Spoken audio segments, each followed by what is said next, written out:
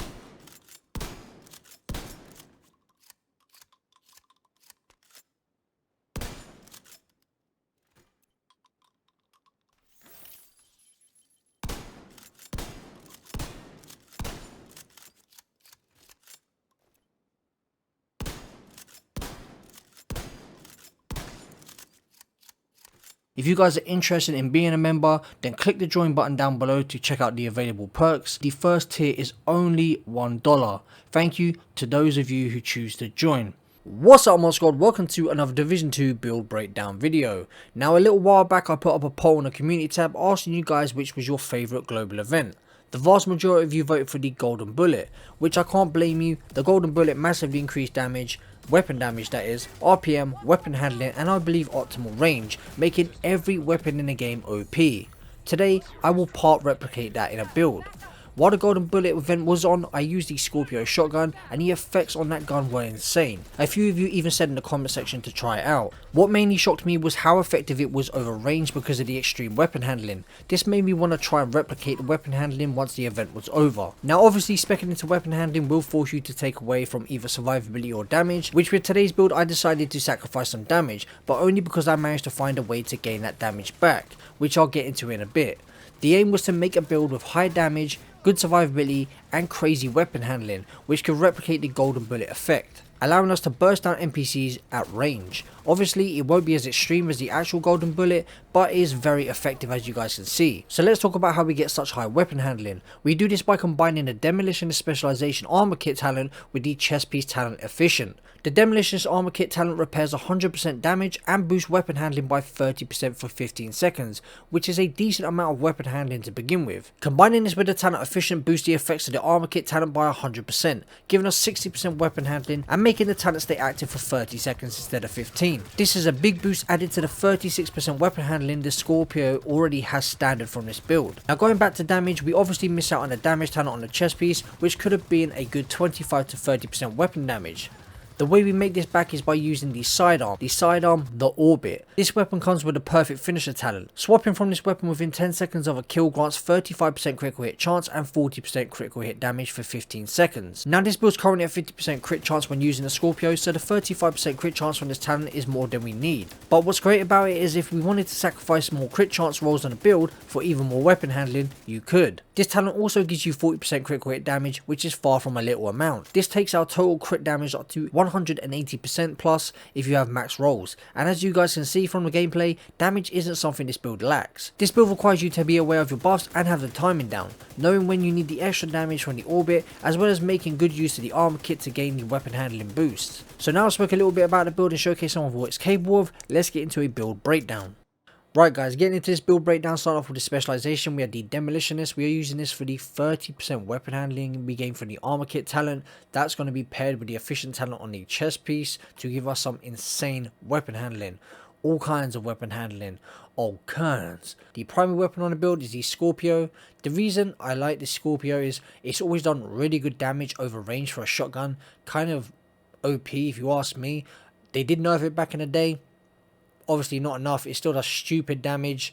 Some of the kills you get with it just makes no sense. You think, how can a shotgun do that much damage over range?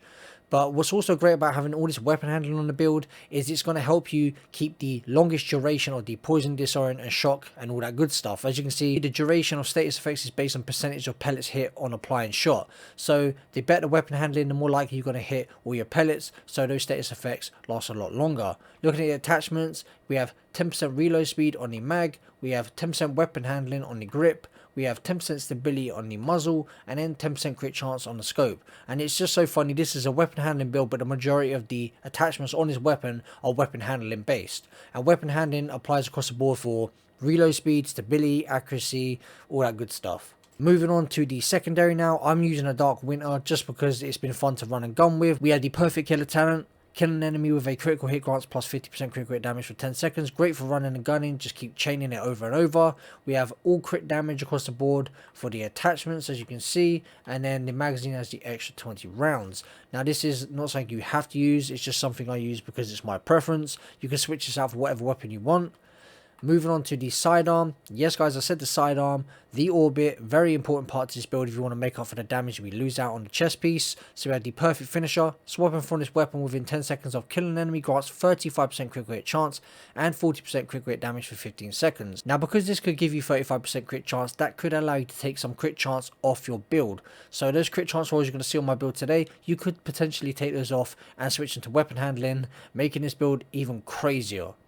Now getting into the build, we have the Overlord, as you can see here, 10% rifle damage, which obviously doesn't apply unless you're going to use a rifle. We have 20% accuracy and 10% weapon handling. I went for this brand set just because of the weapon handling and accuracy, mainly the accuracy. Shotguns, you need the accuracy to tighten that circle. The more accuracy you have, the tighter the circle is going to be, and 20% is a good amount of accuracy. Then 10% weapon handling, obviously that's weapon handling across the board. You can see I rolled this for max armor at 170k. We have 10.9% critical hit damage and sadly 17.8% repair skills. You'd want to switch out for weapon handling or crit chance. I would say weapon handling, that'd be my preferred choice at the moment. We have 6% crit chance in the mod slot. Looking at the chest piece, my Grupo chest piece, 15% critical hit damage, 14.2% weapon damage, 10.8% critical hit damage, 5.7% crit chance, and the mod giving us 5.8% crit chance. And then you have efficient. Using an armor kit has a 50% chance not to consume the armor kit. Specialization armor kit bonuses are increased by 100%. So you can see why we're pairing this with the Demolitionist, because it's just giving us that 100% boost. Moving on to our holster, we have the Sesko holster giving us 10% crit chance. We have 50% weapon damage, 12% critical hit damage, and 6% crit chance. Again, you can switch that crit chance out for weapon handling. Moving on to the knee pads, we have the Fox pair knee pads, 170k armor, 8% damage targets out cover, and 10.8% critical hit damage. Moving on to our gloves and the third piece of the Overlord brand set, we have 11.8% weapon damage, 12% critical hit damage, and 7.5% weapon handling. And then finally, of course, the Memento backpack with a 12% critical hit damage mod. If you guys want to go over the kill confirmed talent, feel free to pause the video to check that out. But as you can see, we get 5% weapon damage for each red. So we'll be gaining an extra 20% weapon damage every time we pick up a trophy, 30% bonus armor. So this is a run and gun build which you can use from range if you want to, obviously because of the ridiculous amount of weapon handling. Moving on to the skills, we have the shield. Of course, you don't have to use this if you don't want to, but this is a run and gun build, so it's just easier to have in case you get in those sticky situations. You could run the striker drone as your secondary skill, or if you wanted to go for even more weapon handling, you could use the booster hive, which a lot of people forget about. As you can see here, the booster hive delivers a stimulant to nearby allies that increase their weapon handling, hazard protection, and melee damage. So of course you're going to use that for the weapon handling. You get a buff of 28.4%. It's a tier 1 and it only lasts for about 5 seconds. Now moving on to the stat sheet, and we're looking at the Scorpio here with 53.5% crit chance, 138.5% critical hit damage, 65% headshot damage, 12% damage to armor. And if you go down here, you guys can see we have 47.5% reload speed, 57.5% accuracy, 47.5% stability, and then you have the 27.5% weapon swap speed, and then 27.5% weapon handling, and that's without the boost from the armor kit or efficient. This is just standard, so that is a lot of, you know, weapon handling on this build already. 47.5% reload speed is pretty nutty once you get all the buffs active. And that is pretty much it for the main weapon, guys. I'm not going to talk for the rest of the stat sheet. I'll let you guys have a look at it. Don't forget to smash that like button to help support the channel. Leave a comment down below. If you're new, subscribe for lots more Division 2 content. We are on the road to 30k. The game is in a sticky place right now, a dry patch. We're waiting for that content, so I'd very much appreciate if you guys smash that sub button, give as many likes and comments as you can, as it's really going to help the channel grow. And I'll catch you guys in the next one. Peace out, Mob Squad.